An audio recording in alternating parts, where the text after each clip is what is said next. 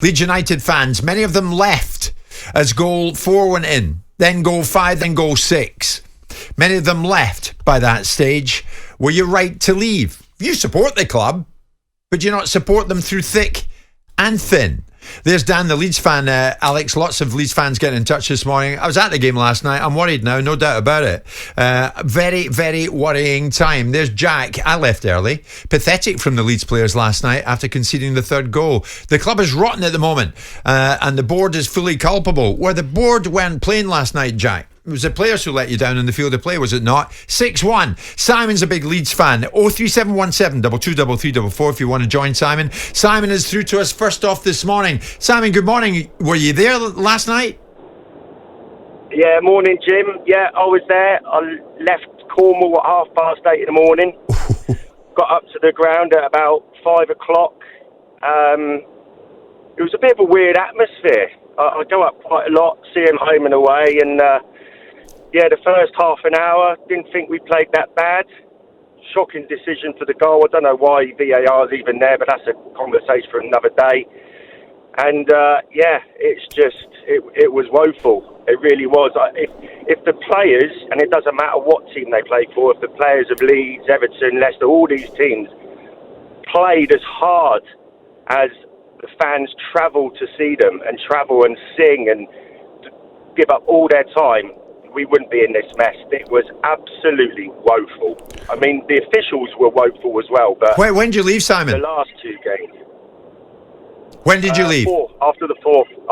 Okay, here's Alex. So, I mean, a few of your fans are pointing the finger of blame at the board, and I think the club has been run shambolically this season. But what about that dressing room? I'm looking at Patrick Bamford, injured again, sat in the stands. He was quite vocal after Jesse Marsch left the football club, made it pretty clear that he felt that Jesse Marsch wasn't getting the best out of him. He's barely scored a goal since. Wilfred Gnonto not in the starting lineup last night. My understanding is that he may well be hankering for a move away. Don't the players need to take responsibility for this shambles that you're in?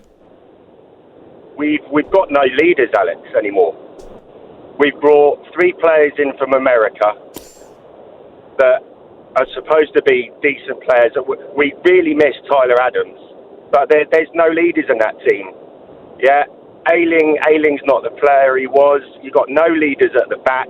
Meslier, I don't know where he's gone, but he's not in goal anymore. He's head somewhere else. And you got no leaders, and you've got no front man. We spent £40 million on this Reuter guy.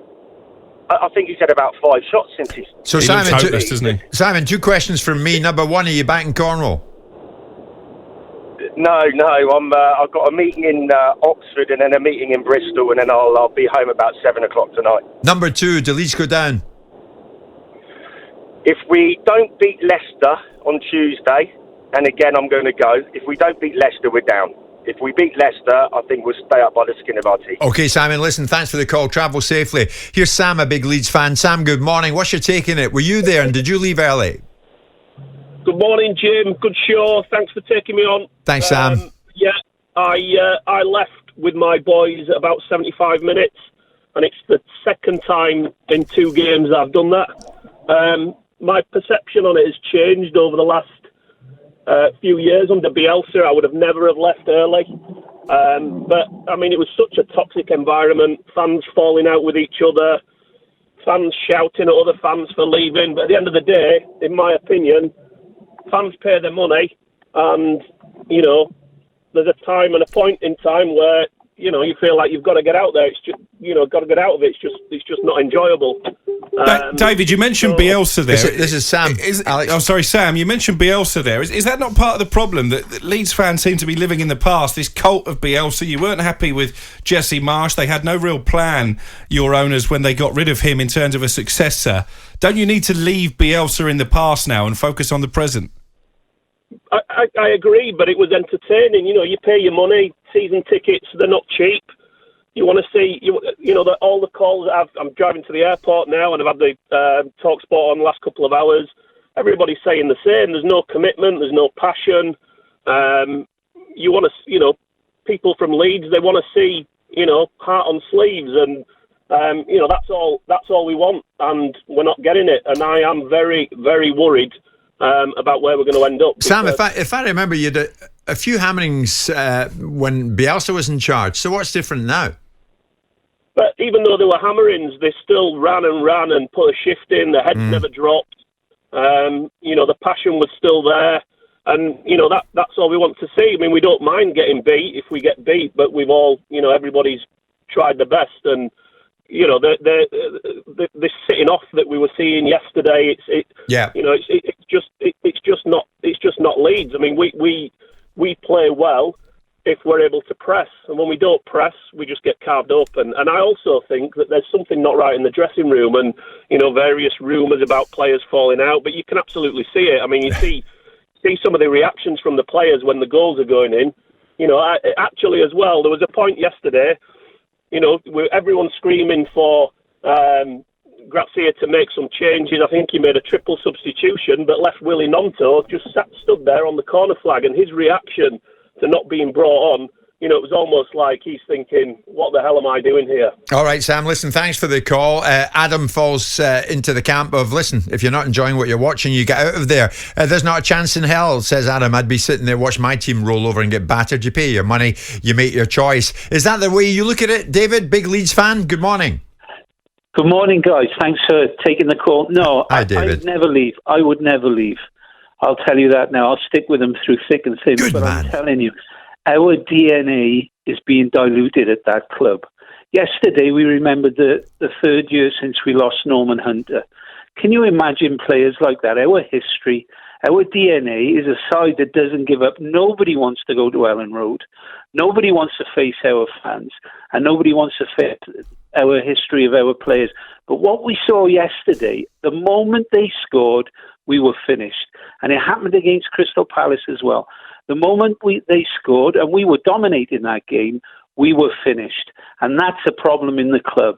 It stems from the board, it stems through the replacement manager, and it stems through the team. David, do you know something? When you said that about the DNA, I agree with you. When I think of Leeds United, Alex, probably like David, I think of Bremner and Giles and people like that, Norman Hunter. You can imagine it, David. Yeah, long time ago, though. Long time ago, I admit. Yeah, but David's like, but that's what builds the history of your club, Alex. Exactly. The same as you being a Man United fan. You still recognise Dennis Law, Bobby Charlton, Georgie Best. You don't forget these guys. It's in your club. It's woven into the history of your club. David, are you worried now? You worried now? Look, the thing about us, get our leaders back on the pitch. Where's our captain? Get him on there. There is no way he would have let us go down. We can lose to a good team.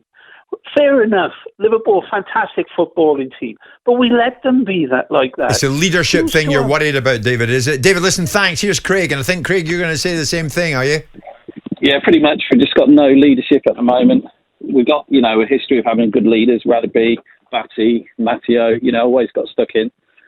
We just didn't see that last night at all. Weston McElhenney, he's been rubbish. Matt Rock has gone missing. I mean, there's no hard challenges going in. I don't think we've got any yellow cards in the last couple of games. It's just... Okay, Craig, what upsets me is that you took so long to get back to the top flight. And then when you got back, everybody was like, Leeds United are back. Leeds are back. Then we see something like that last night, albeit Liverpool, but this isn't the Liverpool that we know and love. This is a different Liverpool who have been troubled this season. Is it any 2 from 4? And do you think you might be one of the 2? I think we possibly will stay up, but I think we've got to rely on a lot of other people's results as well. Forest, I think they've got a really hard run in, and I think Leicester, they've got some really good players that could get them out of trouble. Barnes, Maddison. So we just got to hope that things go our way really with our results, and we pull our finger out a bit. Okay, Craig, listen, keep the faith. Thank you so much. So many people getting in touch now. There's a fella saying, I left 30 seconds before the end last night.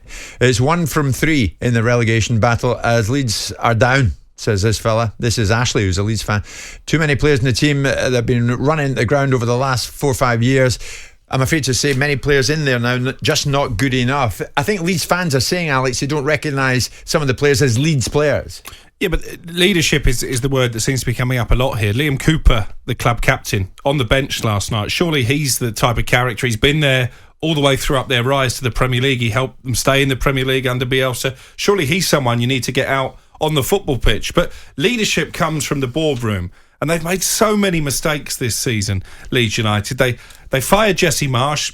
We can debate whether that was the right or wrong thing to do, but they've certainly haven't improved since they made that call. Then they put an interim manager in Michael Skubala in charge. Then they announced that he would be in charge effectively until the end of the season. Then they'd lose a couple of games. Suddenly Javi Gracia comes in. He's the latest interim until the end of the season. We saw it at Manchester United last season. 9 times out of 10, if you've got a short-term managerial appointment, Chelsea is seeing it with Frank Lampard, the manager just doesn't have the authority in the dressing room, and I think that's a big problem for the Leeds. Jim White and Simon Jordan. Monday to Friday mornings from 10 on AM, on DAB, via the talkSPORT app and on your smart speaker. talkSPORT.